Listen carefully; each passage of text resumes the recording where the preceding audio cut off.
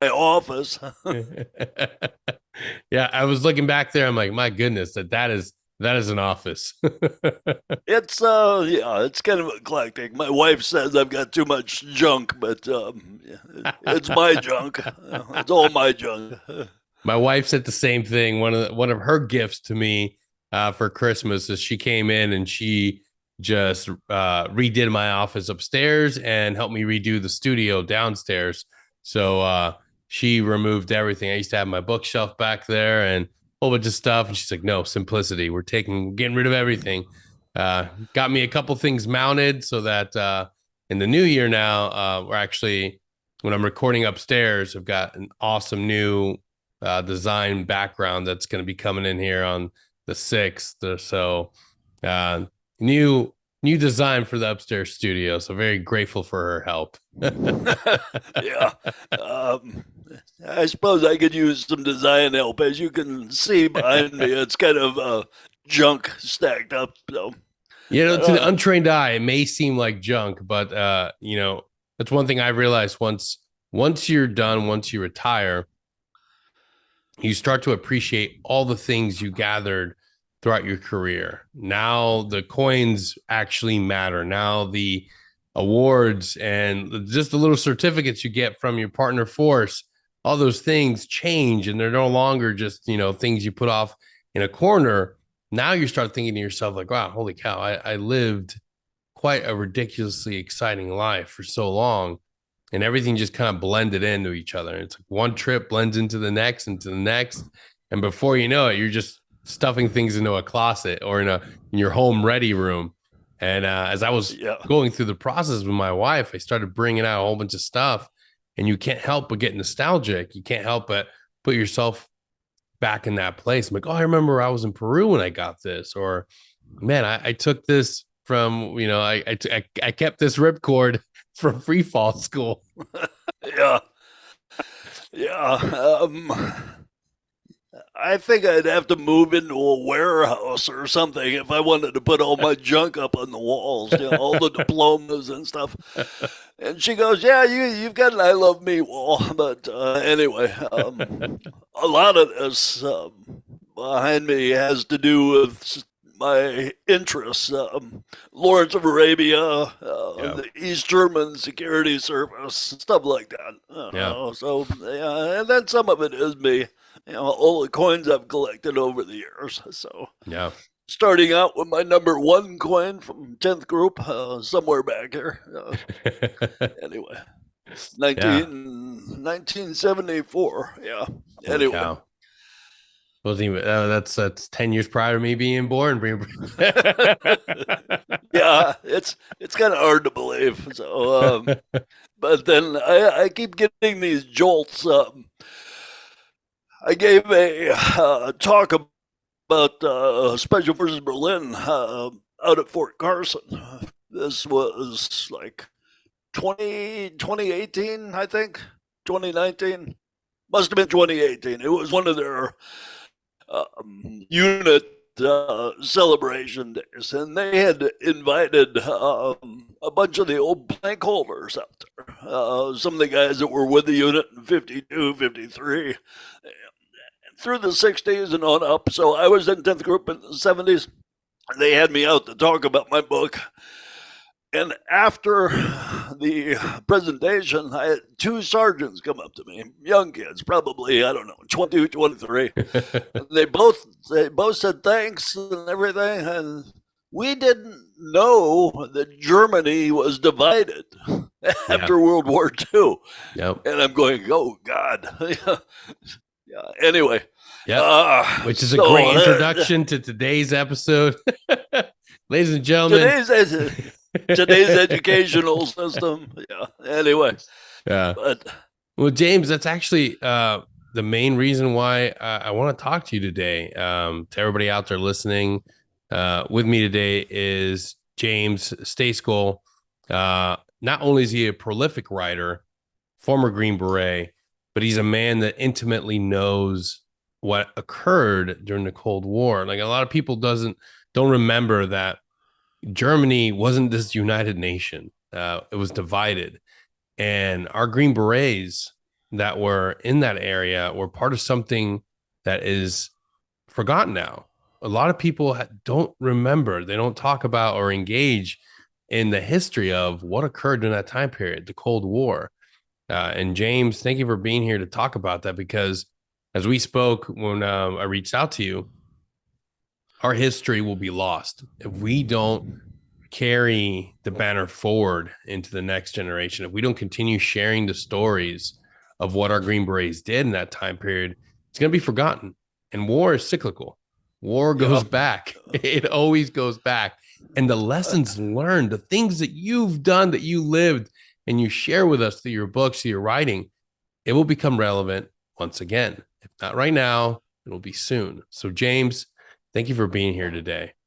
Well, thank you very much. It's a pleasure for me to drop in and talk like this. You say that the things that I've done, my writings will be important to the future soldiers, and it's kind of funny to me because I remember being in 10th Group up at Fort Devens before it moved to Fort Carson.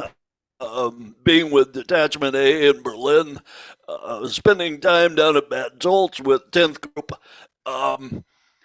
We used to rely on the novels and the histories of the guys that went before us, the guys from World War II, the guys that were in the Office of Strategic Services, the guys that were with the 1st Special Service Force, and even a few things from the CIA. And when we were looking for a solution to a problem, that's what we did. We looked at the history and went back and looked at these things and said, this is an idea. This is something we can use, we can adapt to our present day situation.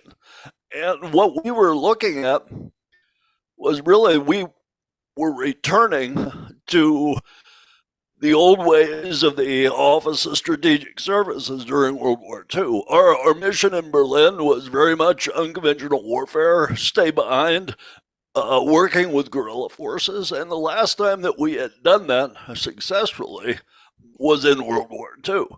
Yeah. So you talk about whether or not it's going to come back into vogue. I think it already has. We see it now in Ukraine, in the Baltic states, in the Balkans. Everybody thinks that the Cold War went away. I think they hit the pause button for about 3 or 4 years, and everything started up again. So we're back in a Cold War. It's a different kind of war. The enemy, quote unquote, remains the same. The Russians have always been the Russians.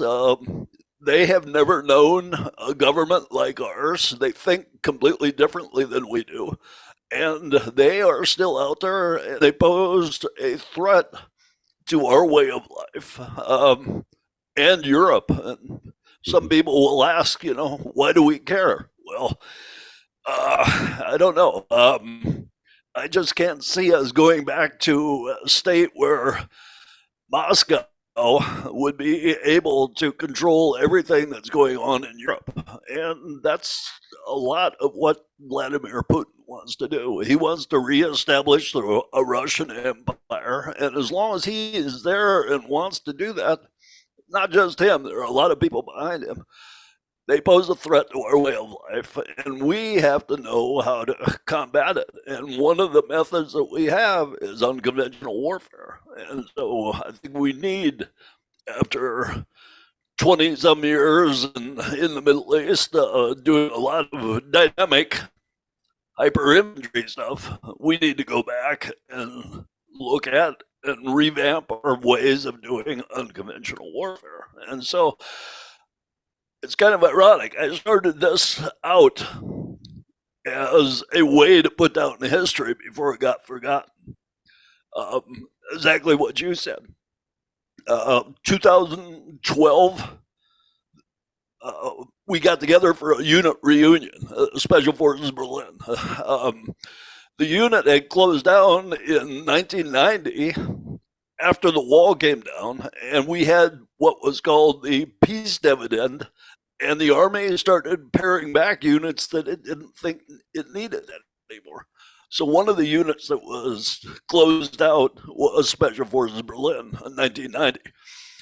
So here we come along, 2012, almost 20 years, almost 25 years later, and we are getting together and saying, well, we should put this history down on paper, because if we don't, the Army wouldn't.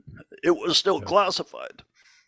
And I had already written a small history book about World War I in Africa, a very esoteric book. But we were talking about writing the book, and somebody is saying, yeah, let's do it, and points at me and says, he wrote a book.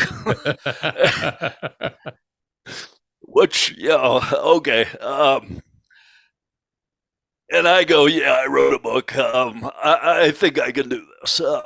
So that started me on the route to writing the history. And it was a very interesting thing. The Army, of course, said, this is all classified. We can't give you any papers or anything to research it. So I started talking to the guys, and I interviewed about 70 people that were in the unit. Some that were in at the very beginning in 1956, some from the 1960s, of course, us from the 1970s, who a lot of us are still around, and then up into the 80s, because I spent basically 10 years in Berlin. I was able to rely on my memory from working in the operations shop. And I had a lot of the guys that wanted to talk to me. And I had a few that didn't. I called up a few guys, and they said, I can't talk to you about it. It's classified. And I said, well, there's a way to get around this. I write it up, and I send it to the Pentagon, and they clear it, and then it gets published. And I said, I can't talk to you. Hung up. About 6 months later, I get a call from the same guy, and he goes, I hear you're writing a book. And I say, well, last time you hung up on me, I said, okay. So that took about 2 years, but it was really interesting. And as I captured that history, I said, okay, the guys that are going to be interested in this are the guys that served in the unit, their families, and a few of the other guys from 10th Group or whatever. And it kind of has ballooned because no one, I mean, there's a lot of books out about Vietnam, but that mission was somewhat different. It's counterinsurgency. Yeah, we were doing cross-border stuff, long-range recon, special operations, but most of it was not irregular warfare. It was not unconventional warfare. And so of late, this history has sort of pushed the buttons that people want to talk about. And a lot of guys are coming out of Iraq and Afghanistan saying, okay, that mission is done. What do we do now? And for me, it's like, okay, the pause button has come off in Europe. These are the kind of things that we need to start looking at. And so the history has come back in some ways to haunt me, because I'm a lot busier now than I was 2 years ago talking to people, but it's a good thing. Go down to Bragg, talk to the people down there. Fort Campbell a couple of weeks ago. Out to Fort Carson several times. I don't think Okinawa will invite me out because it's too expensive, but whatever. Anyway, so yeah, that is my encapsulated history. And, well, everything else is behind me, like I was saying. My history and the history of some other things. So yeah, it's so true though what you said earlier. We spent the past 20 years focusing on only one aspect of our mission set, just one small factor of what we can do as Green Berets. We're a great multi-tool for individuals and organizations that don't know how to utilize us, and we became a victim of our own success. Direct action is great. It is within our bag of tools, but our bread and butter, the things that make us different from every other special operations unit out there, is our unconventional warfare skill sets. It's what gives us that seat at the table. It's what made us such a powerful force on the battlefield. And we flexed this direct action muscle for so long that when it comes to recruitment, we've lost the ability to teach or speak on the unconventional things, the UW, the guerrilla warfare.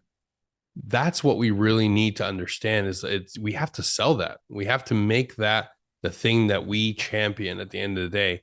Uh, there's always SEALs. There's always going to be Ranger Regiment. We cannot forget what our priorities are when it comes to warfighting. It has to be unconventional warfare. We have to be able to set ourselves aside by saying, hey, we have guys here that can go behind enemy lines and develop and create and have a unique skill set to build a fighting force.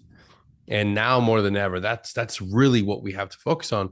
But there's still those hardliners that are like, no, we're direct action only. This is our main thing. It's like, no, times are changing. And you said it perfectly. Ukraine was a great example of that.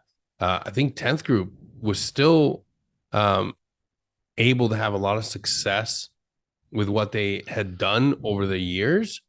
And with the implementation of the 4th Battalions, we had a lot of great success there. But how do we move forward into this new warfare? How do we move forward into this new, we call it new, but it's been here before. How do we move into the next chapter of combat and bring our force back to the fold and understanding that UW is the one thing that you have to build back. It's the one thing that you have to champion within your, because I remember when I left the teams, we had this influx of young guys coming in who are looking for their Afghan experience. It's like, no, like you have to be looking forward. Afghanistan's done. It's over. You have to become a scholar again. You have to become a reader, a passionate learner, studying history. And it's not the sexy thing. How do we overcome that? How do we look to those new Green Berets and try to build that back up? Because man, the Lawrence of Arabia is that model that we have to look at. It's the individual that's educated and passionate about culture, and that's something that I haven't seen in a very long time.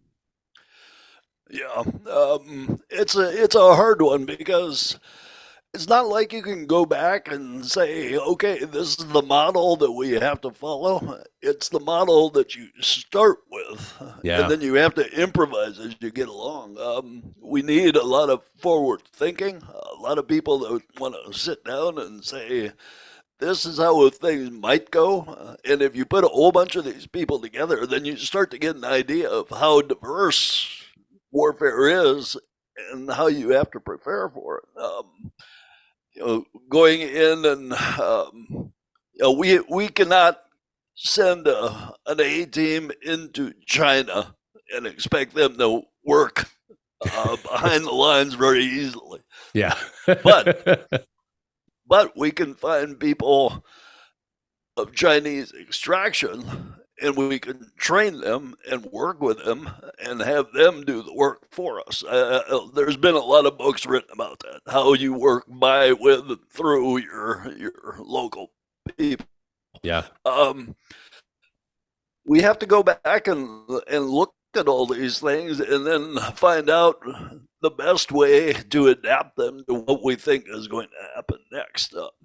I know there's a lot of people out there looking at cyber warfare and the electronic spectrum of how things are going to be fought.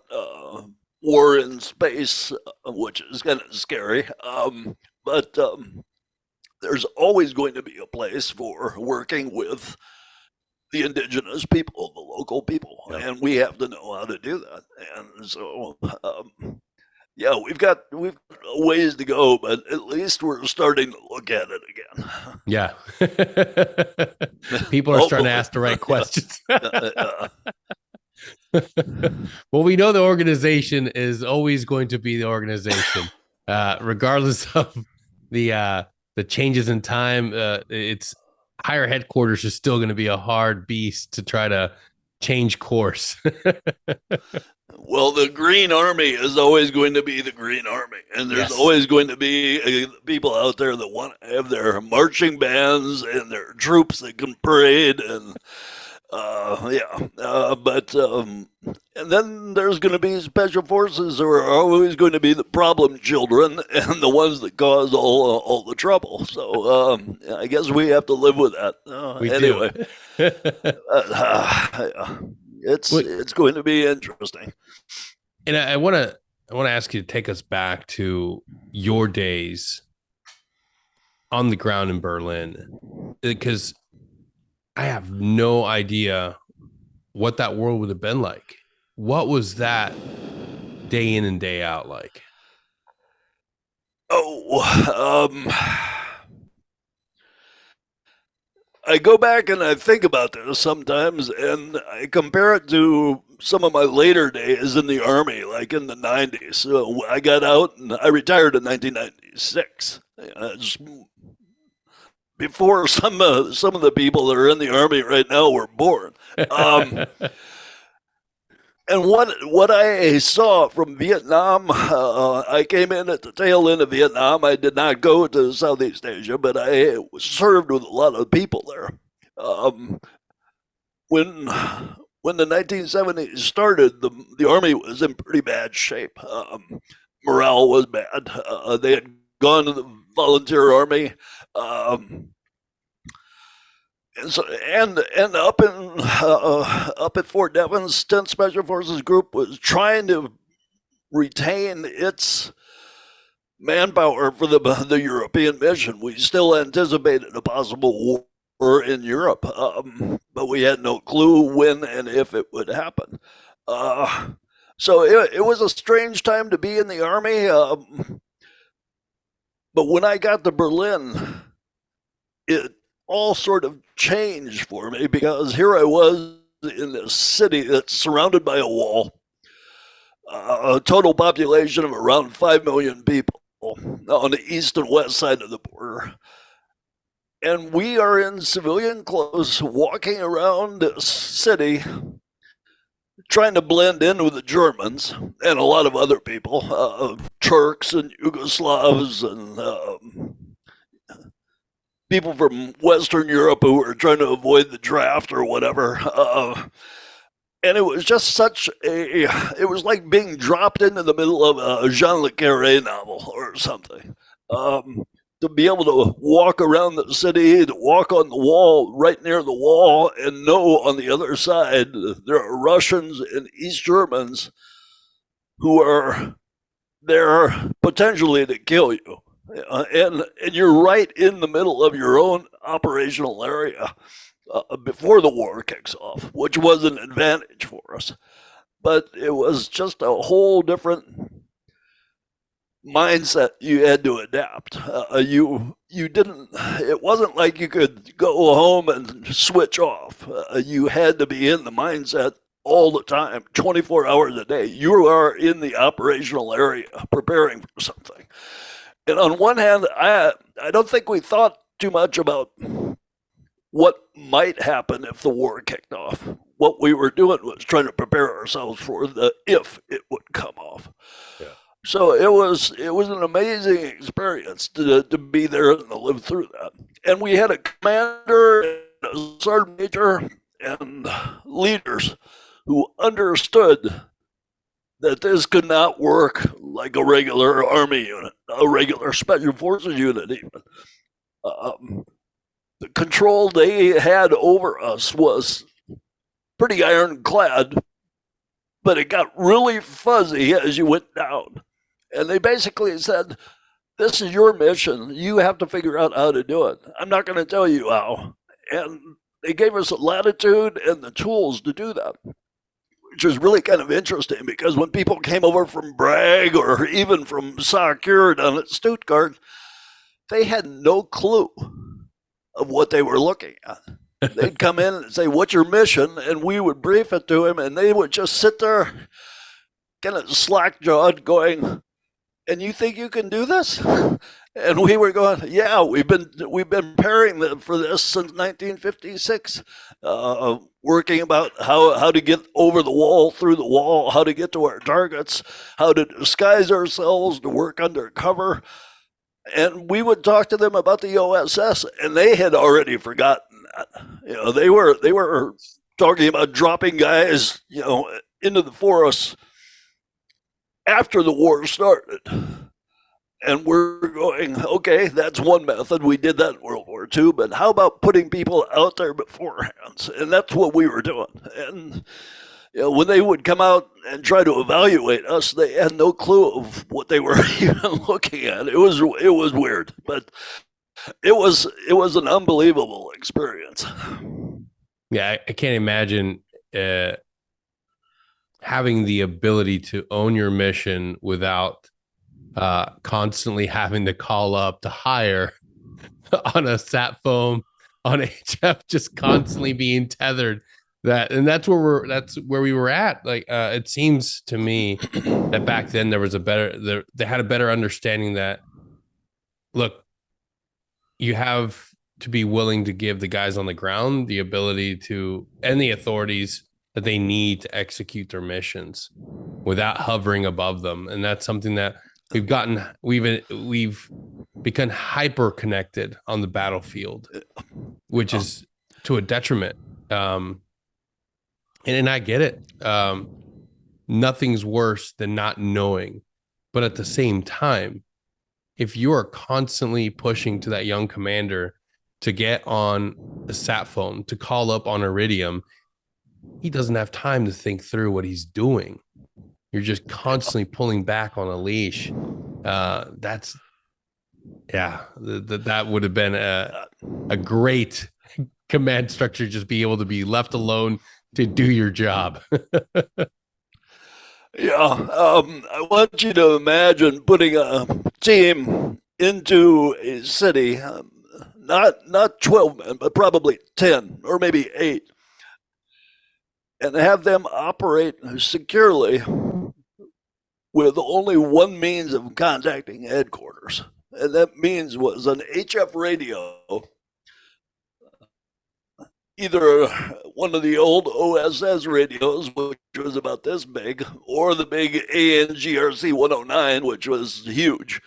And our headquarters element is not in Berlin, but in England.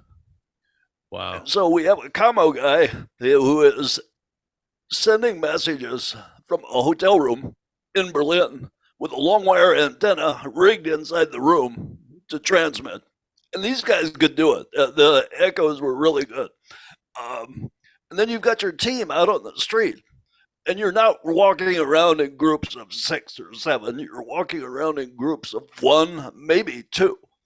And your method of communication between the team leader and the team sergeant, who are operating separately, is not a radio. It's not a telephone. It's a dead drop. Yes. With an encoded message, which takes about 3 days to turn around. Okay, you have a scheduled dead drop to put in your message on Tuesday. So you do it on Tuesday.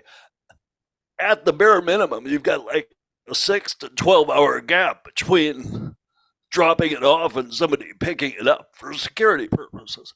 So somebody picks it up, takes it back to their hotel, figures out how to decrypt it, either a one-time bat or a book code or whatever, decrypts the message, and then they have to get it to the radio guy to send out the message to England. So right there, you've got probably a 24-hour gap at least. And then to get the message back and retask that team is going to take you another 2 days. So in the interim, you've got your team spread out, basically operating on autopilot. They know what to do. They are not talking a lot, A, because it's insecure to be talking too much,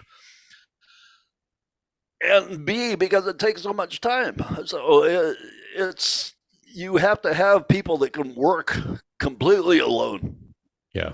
and know what to do, know the mission, and know what the task is, how to accomplish it, and how best to do it.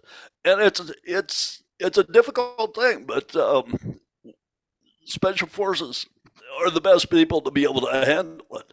We used to get our instruction from, of course, from Fort Bragg, how to do unconventional warfare stuff. But like I said, these people really didn't know anything about working in an urban environment. So for that, we had to go to the specialists, and that was the CIA. And so they would come and teach us.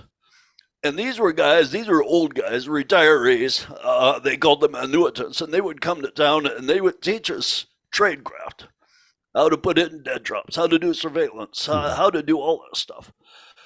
These were guys that went back to the 1950s who had learned on the streets. Some had served in Vietnam running agents there. But these were guys that knew how to operate essentially like their forefathers did, the guys from the OSS. And one or two of the guys had that kind of experience with World War II. So this, again, it's an unbelievable experience being able to go out in your area of operations and practice stuff with these guys from the agency. And just like I said, it was amazing. But again, you have to have people that are trained and able to work with no umbilical cord. Yeah. And it's hard to do these days. Yeah. Absolutely. And were you guys ever doing actual incursions to the other side? There were incursions to the other side, but most of the time it was done under the auspices of what was called the military liaison mission, because we could do that legally. The problem with going across, we could go into East Berlin. That was an easy thing. Going into East Germany, if we had somebody caught there, it would have been, I think the word is ugly. Because some of the rumors there was what was called. Yeah, go ahead. Some of the rumors that we heard growing up, going through the pipeline, was it was a known thing that if soft teams were found on the other side, it was just the Mongolian horde was coming after them. Like, it was a known thing that if any SF person or any information was ever leaked that there was a soft member or soft team, it would just be complete annihilation. Like, they were hyper vigilant to the point where they understood, like, be on the lookout. If it's found, it must be taken out as soon as possible. Our mission set was basically slow down the Russian advance to the border for 24 to 48 hours, 72 at the most. So if you think about it, slow them down for 24 to 48 hours, that's about what your lifespan was going to be if the war started. The unique thing about Berlin was around it was something called the Berliner Ring, which was the railway system. Mm-hmm. And all the trains from Czechoslovakia, well, not all of them, but quite a few of them from through Poland and from Russia would come straight to Berlin and around the city and then move west. So we knew that if we could slow down the trains, we could slow down a lot of those Russian movement forward. So that was our target set, a railway and waterways around the city. Beyond that, if you survive that first 24 to 72 hours, then we would go into the unconventional warfare mode and put together a resistance package. Quite frankly, not many of us figured that we would live that long. So the Russians, you were absolutely right. They would do it. They would commit a division to find Yeah. one special forces team, and that means saturating the area. And that's insane. That's the and it kind of makes you feel good that you warrant such a response, but at the same time, Yeah, that's there's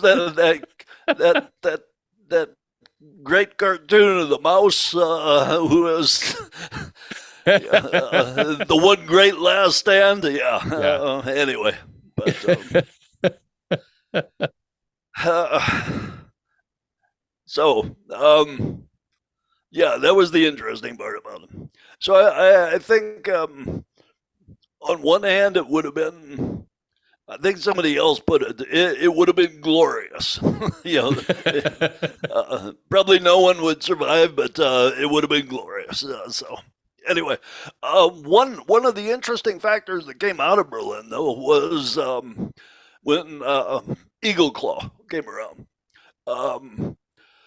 Very early in the 1970s, about 1974, Berlin was tasked to come up with what was then called counter hijacking operations mission, and that's when the airplane hijackings were spiraling out of control. The Germans and the Israelis and the British were very interested in it. People back in the States, not so much. So we had the FBI to handle that stuff, but U.S. UCOM said, we don't have any capability for counterterrorism, what we now call counterterrorism. So the Berlin got tasked to do that. And we looked at this mission as very much, again, going back in history, basically what we were doing is trying to figure out exactly how the terrorists were doing their missions and how you would counter that. So how do you best become a cop who is fighting burglars? You have to know how the burglar operates.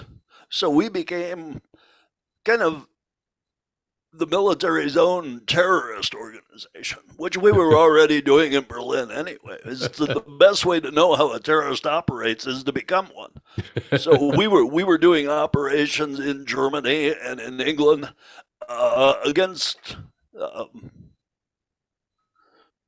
the services of those countries, where we would infiltrate 4-man and 6-man teams into a country and have them operate as a terrorist. This is an exercise. And they would send out their best people to try to find us. In England, it was against MI5 and MI6. So when Eagle Claw came around, Charlie Beckwith said, I can handle the embassy, but I cannot handle the foreign ministry, or two separate targets. So our commander said, well, we've been training for counterterrorism for this long. We've been certified since 1978 by the Pentagon, earlier than that by SOTV. And so we knew that part of the business. Charlie Beckwith had come to the city just to see what we were doing.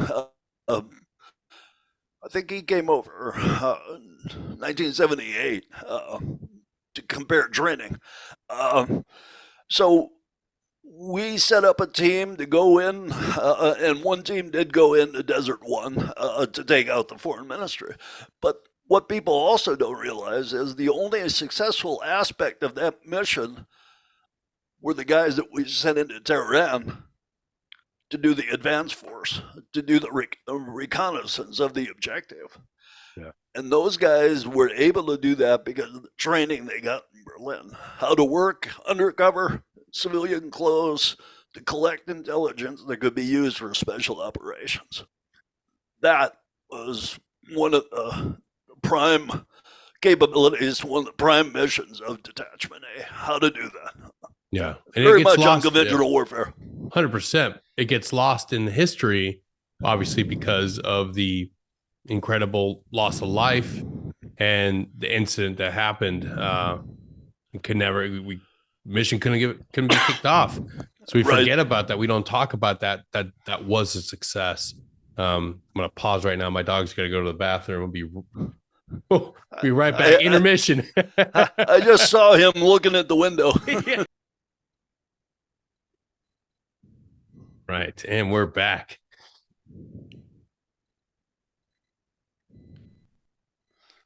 Yeah, it's one of the things that we have to look back on. It was a sad and very painful event and lost a lot of lives, but it gave birth to a lot of great innovations.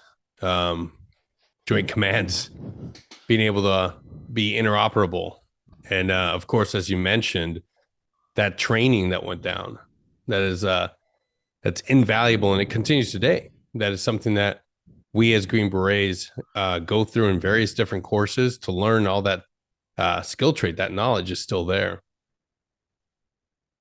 Yeah, that's very true. The capabilities that came out of there, for better or worse, U.S. SOCOM, but the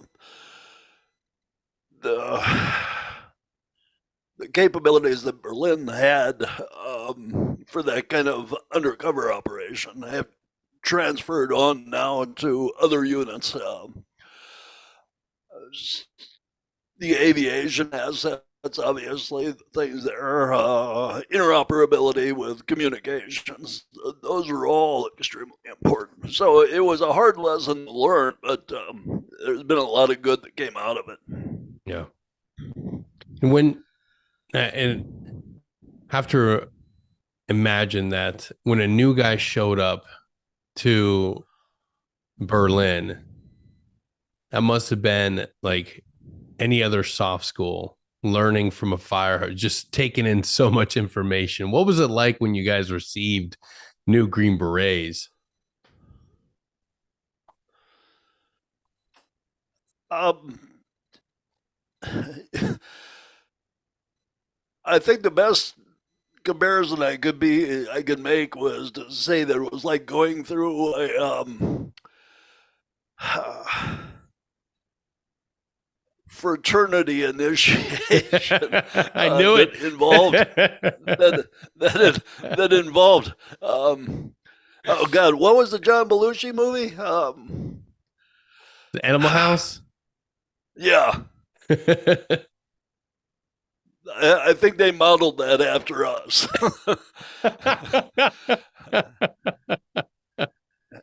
And I am being 65% serious about that. Yeah, it involved training, learning how to use different weapons, learning the street craft.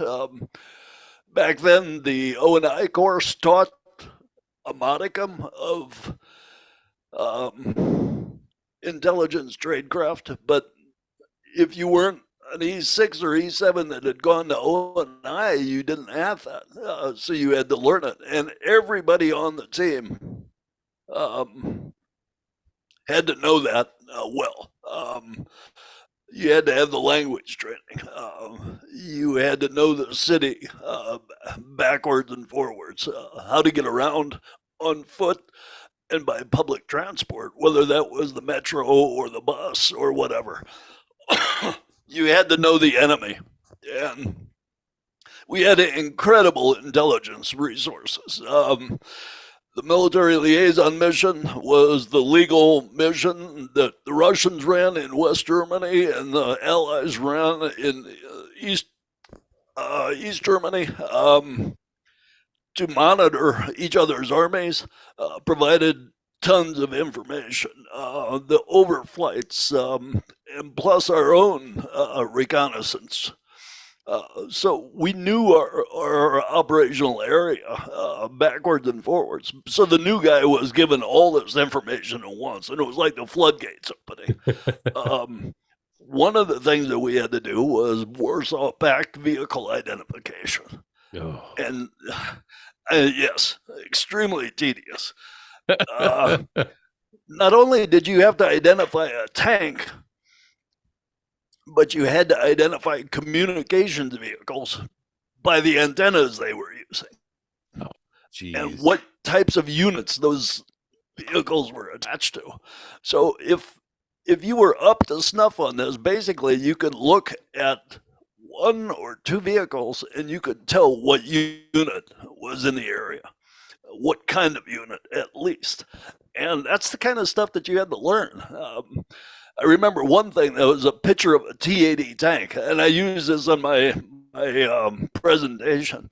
Shows a tank under a tarp, and the only thing you can see is the track and the track guide that goes through the wheels. The track guide is hollow. It just looks like a paper clip, essentially. And if you know that tank, you know that it was a T-80 because that was the only Russian tank that had a hollow track guide. And that's not an amazing fact. That's just the kind of nitpicking, esoteric stuff you had to learn for this job. And it was a pain, but yeah, it was also pretty amazing. The guys that got to go on the missions out in East Germany would often run into a convoy of Russian or East German vehicles.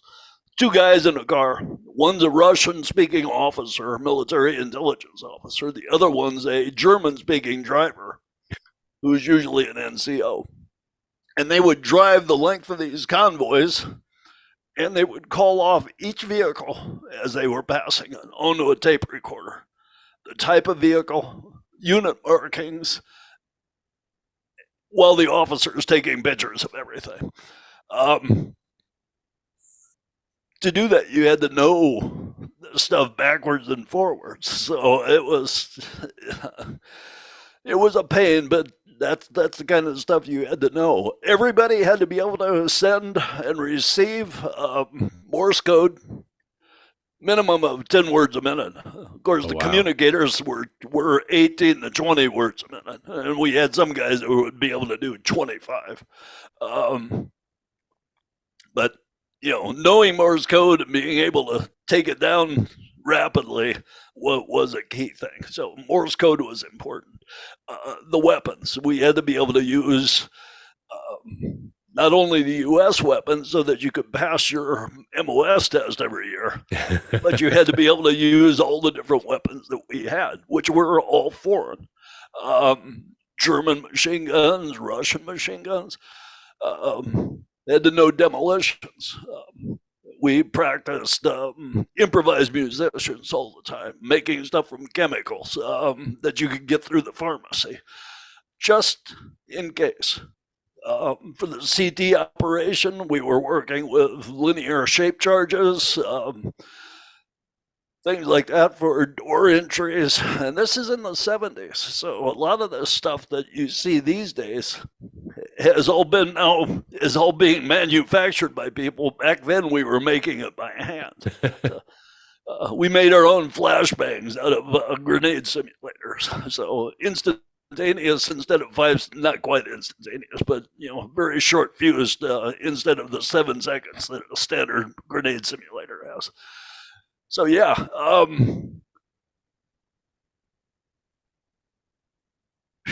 knowing how to use the U-Bahn was in itself a feat, because you had to know the system to know how to get on the trains, where to get off, which stops to use. And we would often give a new guy, everybody had to go through it, basically a test that consisted of go out and find these different things. So you would get a clue. And it was a particular building and street address. And so you might have 12 different clues, but you've also got a time limit. So you have to figure out how to get to all these different things by whatever mode of transport you could get there fastest. Bus, metro, whatever. Not your own car, of course. So that's just the kind of stuff that we did on a routine basis. So, yeah. Which there were incredible. Some easier things like going. But there were some easy things like going to see a German movie and being able to explain it afterwards. So at least you could eat popcorn and drink beer during those. So that was fun. Anyway. Yeah, the beauty of this is all these things we can now look at our phones, for example, and think, well, now all this stuff we don't need to use. We don't need to do the brain power anymore. We don't do the manpower. We just have phones. We have all this tech. You're not going to always have tech. You're not going to always have, and in fact, the tech is a vulnerability. You know, Absolutely. Yeah. and We time again, it's shown us that it's something that can be completely used against you.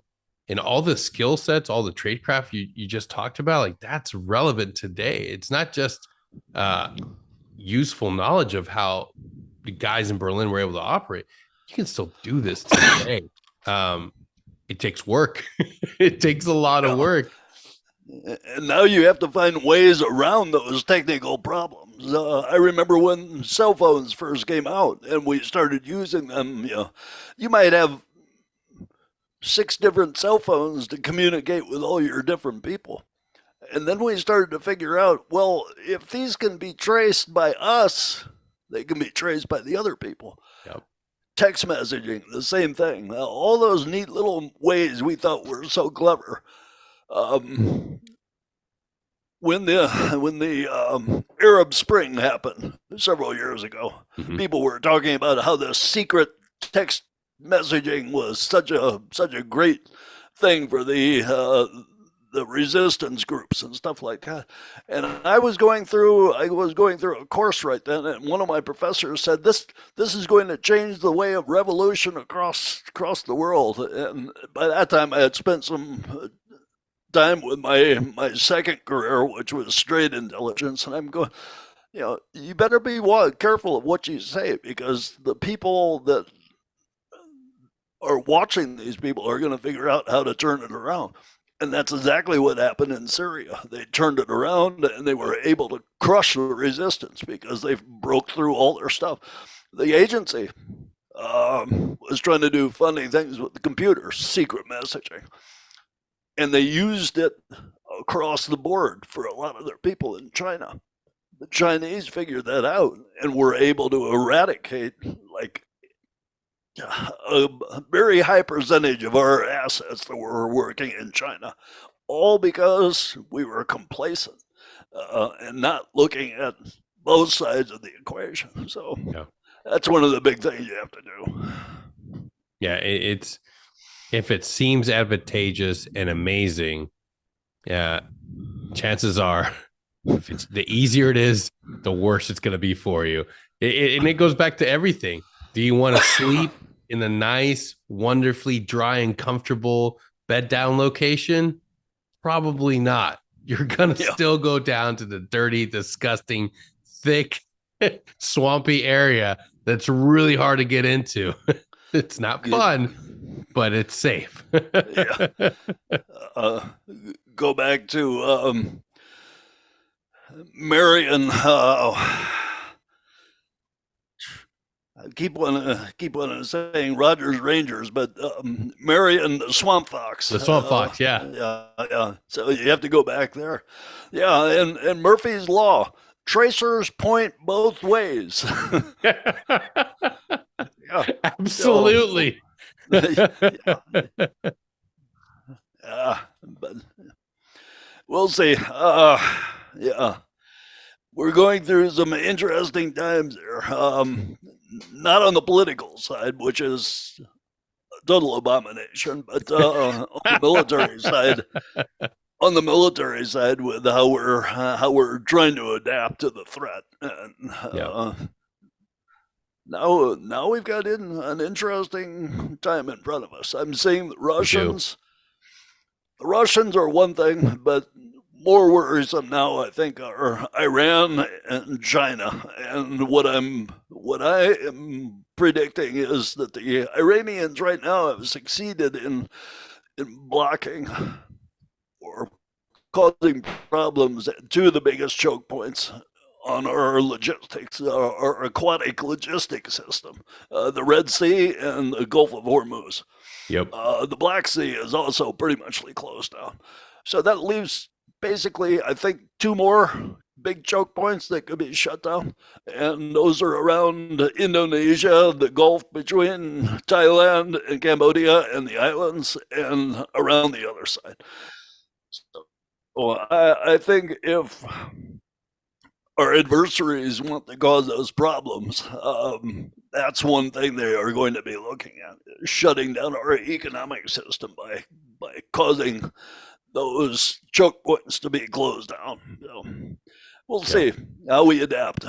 Exactly. It's a very tumultuous time right now. Yeah, And now more than ever, this is why I feel it's a very passionate about as Green Berets get out from the past 20 years and they find themselves going back to their communities, you know, we're still leaders. Our creed says, succeed in my mission so I can live to succeed again. Continue yeah, serving within your community. The the work's not over. It takes yeah, great men, great individuals such as ourselves that are willing to give back within our community, take care of each other, mentor others, because we are not going to always be the warfighter. We're not going to yeah, always be able to re-enlist and re-engage in the next fight. But what we can do is we can help foster that great American spirit in others. That's what makes America so great is the American people. But when we lose sight of what it means to be American and what it means to serve and be of service to others, then we lose America itself. So yeah, any Green Beret that's out there listening that's retired, you're not done yet. Take a knee, yeah. take a deep breath, but start serving again, start giving back to others. And the most important thing we can do in this time, in this day and age, is be willing to mentor and coach the next generation. There are kids everywhere. There are young men that are looking for direction and drive. And you can give that to them. It's never going to be perfect. The military, as we know, it's never perfect. But I will argue that our regiment is still good. There are still good men. There's still good people in there. And if we can help foster and elevate other individuals to dream and achieve that, then we have a fighting chance.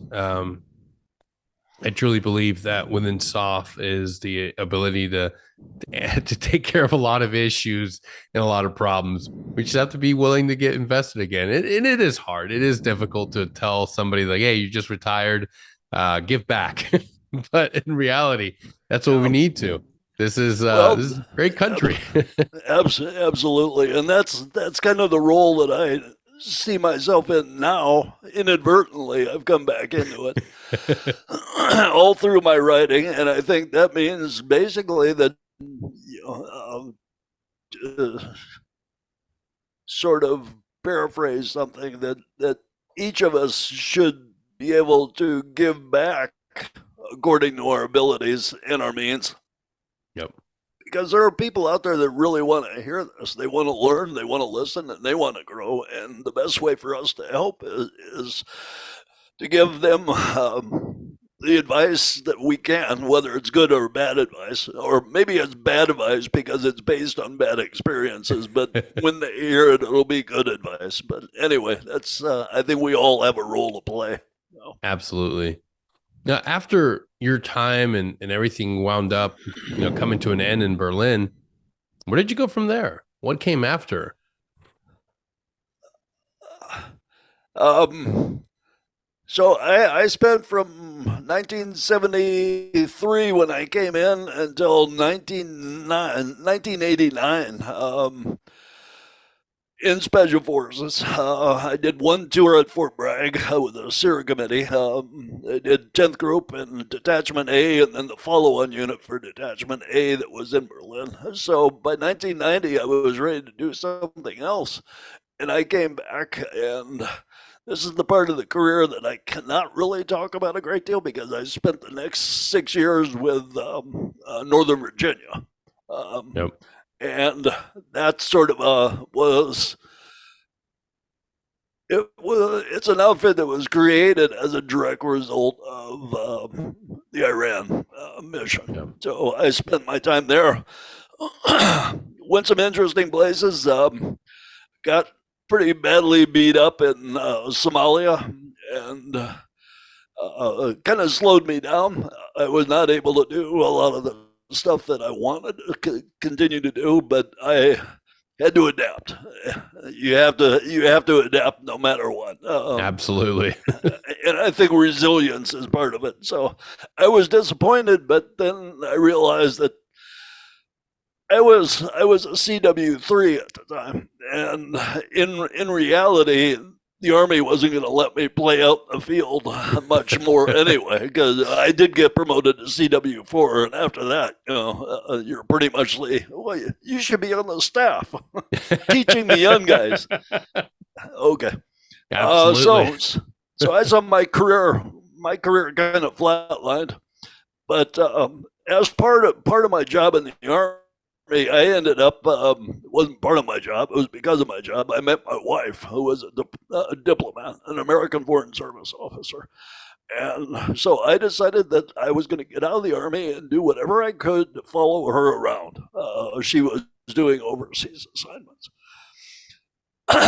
Yeah, so I'm looking at different things, being a journalist, being a photographer, or stuff like that, and she actually was going back to Africa, close to where I had originally met her. And I was a civilian at the time. I retired in 1996, so I was honing my skills as a photographer and other things. And she goes out to a certain location to get a classified briefing on the country she's going to be serving in, because she was going to be the number 2 officer. And while she was out there, a guy came up to her and handed her a yellow Post-it note and said, "Have your husband call this number." That is a serious story. And I called the number, and they say, basically, "We hear you're looking for a job." And I go, "Yeah, I am." And they said, "Well, how would you like to be our representative in that country? Because we don't have anybody there." I said, "Okay, what's the deal?" So they hired me on as a contractor, and by now I think you know who I'm talking about, Yeah. the agency. They hired me on as a contractor, and I worked for them as a contractor for 2 years, and then they said, I think it was because I was making too much money as a contractor. They said, "Wouldn't you really rather be a staff officer? I mean, a regular officer?" And I said, "Yeah, job security, etc. A contract can be canceled at any time."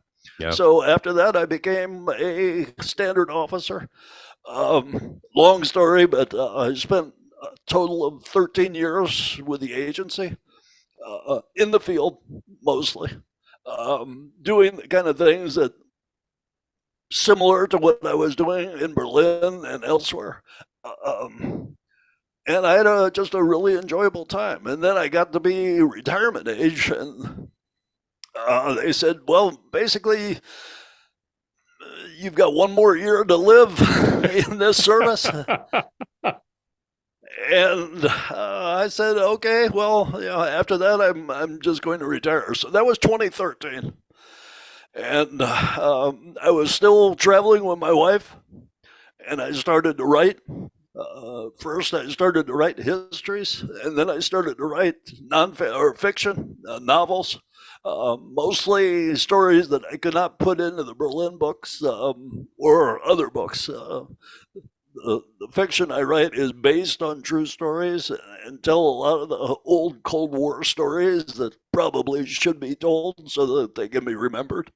And I've been doing that since. And the Special Forces Berlin book, as I said, has been recognized by a lot of the people at the schoolhouse, and it's used as a training aid, so to speak. So they started to ask me to come back and talk to the students. So I talked to the warrant officers. I talked to some of the battalions, the 4th battalions especially. So it's been interesting. So it's become my new avocation, I think. Well, I think it suits you, sir. I can't thank you enough for coming on here today and sharing not only your story and what you went through, but being willing to share what the unit did in Berlin all those years ago and helping to keep it alive. Because if we don't do this, if we don't engage, if we don't share, if we don't talk, if we don't write books about it, we're gonna forget about it. We're not gonna share it. Is that the new book? No, this is actually the first one. I don't have the new one out here. This is the novel that started me off, and it talks about SF in Berlin. I think my current one is probably even more timely. It's called Dead Hand, and it's about. Oddly enough, I came up with this idea that Russia might actually win the war in Ukraine, and what would happen after that. Oh, I like that. So, like I said, that one just came out. So, but I'm having, book sales, but the people that read them like them, so I'm happy. If a writer gets a good review, then that makes him want to write more. So I'm writing a lot about the Cold War. Heck yeah. Well, we're gonna do our part here in Security Hall. After we get done with this, just shoot me an email with all the books, and I'm gonna drop it on the episode description for this episode of the podcast, and then throw it out through our social media. Again, James Stejskal, author of Special Forces Berlin, author of upcoming book Dead Hand, and great Green Beret warrant officer. Thank you for being here today, sir. Anytime you want to come back on the show and share history with me, I would absolutely love it. This is an absolute pleasure, sir. Thank you for being here today. I would be happy. I appreciate it. It's fun to talk. Like I said, maybe we can talk about Lawrence of Arabia sometime. Absolutely. Yeah. And we need to remove the idea that SF guys need to be constantly looking towards John Rambo and 80s action heroes for inspiration. Remember, we are the quiet professionals. We are the madmen that think. We are the madmen that read and study history. And yeah, sometimes we can look cool as shit in the desert like Lawrence of Arabia. Always a good thing. So, thank you, Denny. It's been fun. It's been a pleasure. Thank you. Take care.